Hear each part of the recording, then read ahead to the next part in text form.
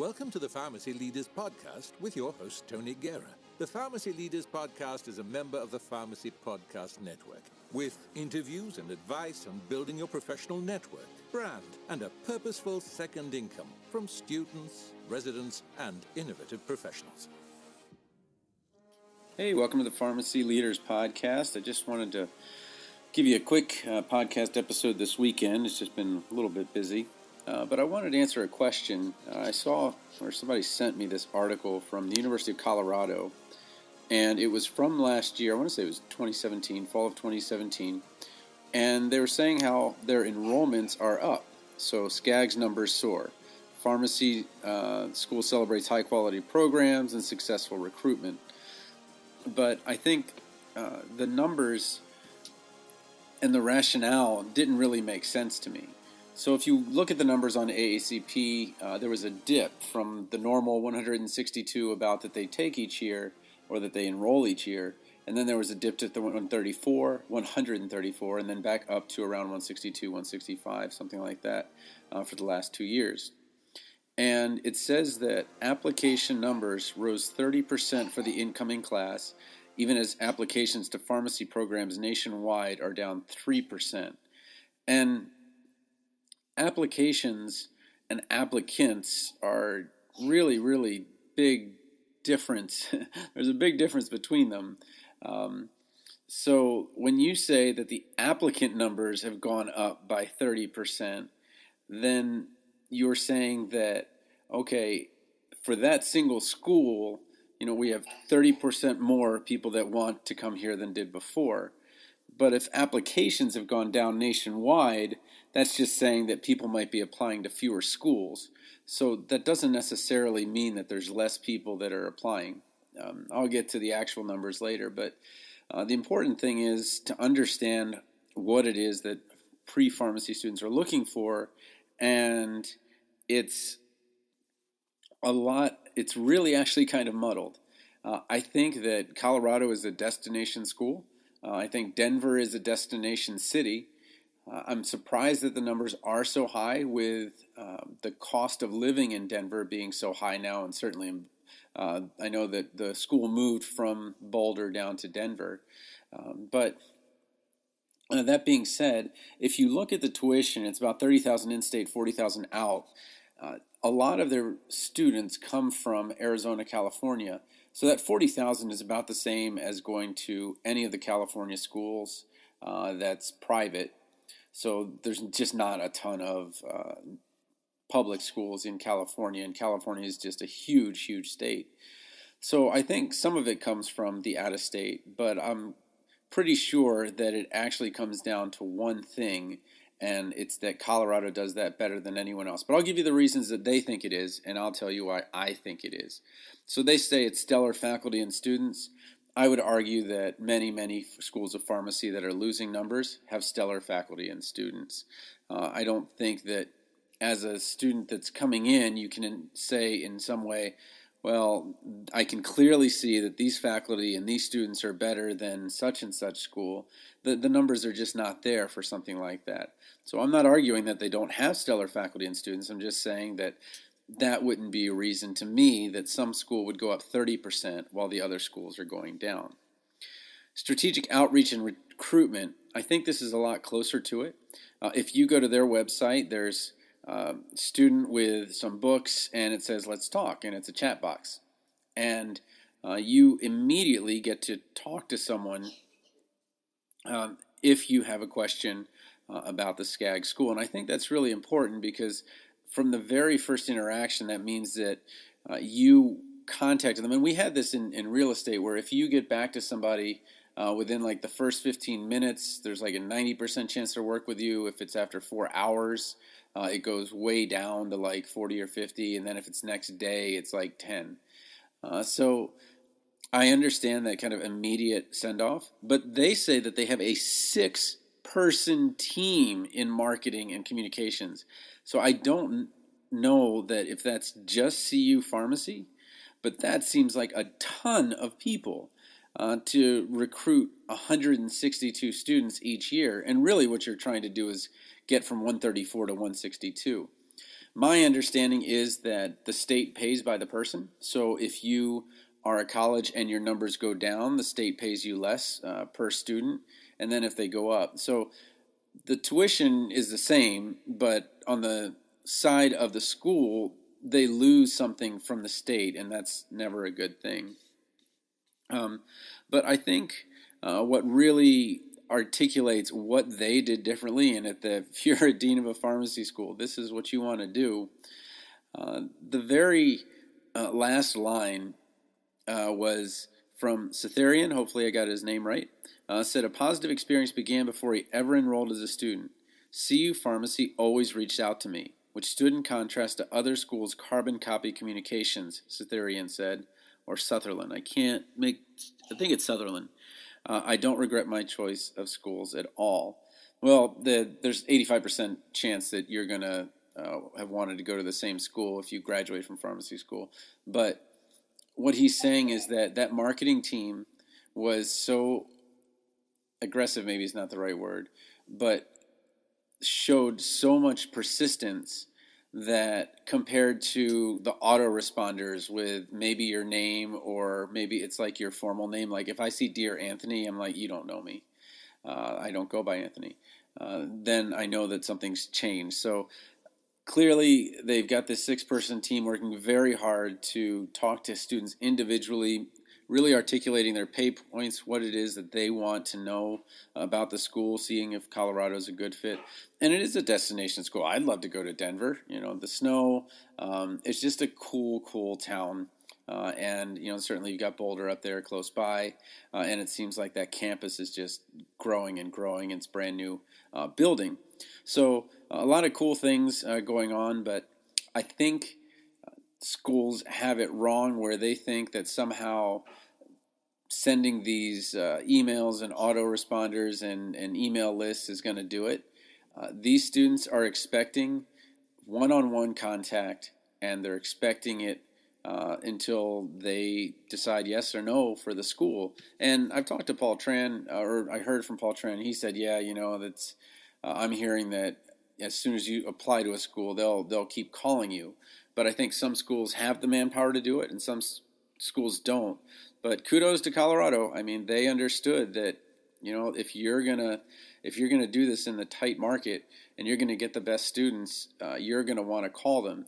And what I actually think happened is I don't think that they actually raised the number of applications to pharmacy school. I know that they've got some some high school things that they do and stuff like that. Rather, I think they stole a bunch of students from, they didn't steal them, but California, Oregon, Arizona, maybe Utah, in those places where they just showed more attention.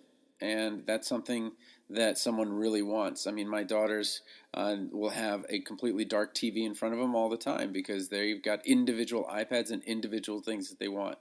You want a pharmacy student to come to your school, you better treat them like an individual. That's what I think they're saying. So let's go on to pharmacy news. TLDR Pharmacy had a new one, managing diabetes with insulin pumps. And I love reading his stuff. Obviously, my role is non-clinical, but I do learn a ton from TLDR, and always encourage you to support him by picking up one of his cheat sheets or something like that. I look forward to talking with him soon about ASHP and some tips for going there, making sure that if residency is something in your future, that you get the one you want. Happy PharmD. I don't know if he had it. Yeah, he had a couple of different ones, and the one that kind of got me was the one that was about feeling overwhelmed to feeling in alignment with our values, and just kind of saying, hey, I'm trying to do what I feel like I'm supposed to be doing, but it's not always working out with the things that matter to me. And I know Alex Barker works really hard to help people better figure out the path that they're trying to get to. I think he's got a coaching program. Brief history of the drive-through. Yeah, as I worked in the drive-through before I had kids, I'm like, drive-through stinks. As a parent, drive-through is amazing. So I don't know. It's kind of a cool blog. And then pharmacist suicide risk, what we know and don't know. So a lot of stuff coming out of the Happy PharmD. Then RX Radio. Let's not go to podcast yet. Let's go to the blog. Real life. It's not real life pharmacology. It's Med Ed 101. Eric Christensen on September 26th had a new blog post about the 2018 exam season winding down, and now it's time for 2019 pharmacist board certification exams to kind of get some new information. So definitely recommend that you check out Eric's blog. There's I think a little shy of 4,000 subscribers to that blog, so really, really well regarded. Okay, let's start with the podcast. So, Pharmacy Podcast Network, where is it? There it is. Okay, that is not it. I'll have to pull, there, it should be, yeah, okay. So, the one that kind of hit me this week was, I really like that, the power of networking. Husband and wife, Matt and Lynn Patarini talked about what you need to do to network to get a job in this environment. Matt obviously has a couple of different jobs that are certainly non-traditional, and they make up the non-traditional pharmacist team. But I think it was just really cool to hear them supporting each other. My wife's doing a thing with her side hustle today, and I'm watching the kids, taking them to soccer, and then of course I've got my books and things like that. So I think if you're trying to figure out how to work together as a couple, as two people trying to get towards the same goal of working for your family, I think it's a fantastic episode. And then the telepharmacy opportunity followed it as well. Darshan Kulkarni and the Gavel and Pestle podcast. So some pretty cool podcasts there. And then it was really neat to hear the Imposter in You episode, or the Secret Imposter in You with the RX Buzz podcast, because she was so transparent, talking about how she was, I don't know what the word is, felt not only appreciative of the opportunity to being on the Pharmacy Podcast Network, but also how you can kind of get through that imposter syndrome. So Ashley Clevens Hayes, props to you for sharing your story, for sharing your fears, and letting people know that it's really something that everyone goes through, and that it's something very normal, and sometimes, many times, it's unfounded, and you are absolutely qualified for that goal that you're trying to get to. Okay. Real life pharmacology, new one, SNRIs, so serotonin norepinephrine reuptake inhibitor pharmacology from Real Life Pharmacology podcast. Those are, I want to say it wasn't terribly long, about 12 minutes. And if you just want to keep getting updated each week, I really recommend that you subscribe to not only his blog, but his podcast is great, from Eric Christensen. RX Radio, this was cool. So a new independent pharmacy came out. And they talk about how they were thinking. They talk through the whole process. I want to say it was about a half-hour episode. And I want to say they were brothers. And one was a marketing guru. The other one, I think, was in operations in the pharmacy and even had a nuclear background. And how do you set up a pharmacy in this environment, where you've got 5 closing for every one that opens or something like that? And, it was location, marketing to the people, talking to them, making sure that you're a community partner. There's a new grocery store coming in, and while the new grocery store I know is going to be cheaper, I don't know if they're a good community partner. I don't remember ever seeing them, their names on kind of the soccer shirts or the football, the flag football shirts, or knowing if they're actually a part of the community, or if they're just someone who comes in and says, hey, we've got low prices. But we're not going to necessarily support what's going on in the community. So RX Radio, Dr. Richard Waite, I think, does a great job interviewing these 2 guys. And if you're ever interested in learning how to start a pharmacy, how to build it, certainly the Pharmacy Podcast Network has tons and tons of episodes. But this was really a great human response, like, hey, I think we've got the expertise to do it, even in this environment. Okay. I don't know if I got on YouTube too much this time. I hadn't seen much from the guys recently. I think I did share one from Brian, but let's see. Kevin Yee, Pharmacy. He did a Strength Finders 2.0 test. I thought that was kind of cool. There's some kind of book or whatever. It's like know thyself, or the better you know yourself, the better you're going to be. But Strengths Finders 2.0, I know they use it at a lot of pharmacy schools. I personally think that Gretchen Rubin's 4 tendencies is the best thing to know. I'm someone that'll do other tasks from other people before I do the ones that I'm supposed to do necessarily for myself. And so knowing that part of me, I think, is really important. But I think you'll enjoy that episode. Brian Fung, I think I was sharing something from last week. Let me double check. But let's see. That might take a minute because my internet is awesome. Okay, I think it was. Nope, he had a couple new ones. So Mentorship Mondays, because I was talking about the EPIC certifications last time. He has Mentorship Mondays and Lifelong Learning. I feel like if he isn't already, he's going to definitely be a business life coach to some regard.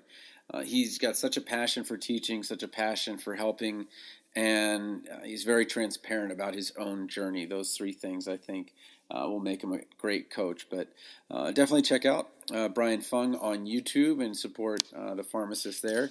And then Paul Tran, I don't know. He hasn't put up much recently. He had a great kind of run there, and people love to hear from him. I know there's 11,000 followers or something like that. But I think Amazon Pharmacist a month ago was the last one. So, but that's it for this week. I'm going to have one that I think you'll really enjoy coming in from a medical writer this week. And really just how do you fit something else into your super busy life? And I think she does a great job articulating that. She's from Drake University, PharmD MBA. And I think you'll really enjoy that this week. Otherwise, I will talk to you guys next week. Support for this episode comes from the audiobook Memorizing Pharmacology, a relaxed approach. With over 9,000 sales in the United States, United Kingdom, and Australia, it's the go-to resource to ease the pharmacology challenge. Available on Audible, iTunes, and Amazon.com, in print, ebook, and audiobook. Thank you for listening to the Pharmacy Leaders Podcast with your host, Tony Guerra. Be sure to share the show with the hashtag #PharmacyLeaders.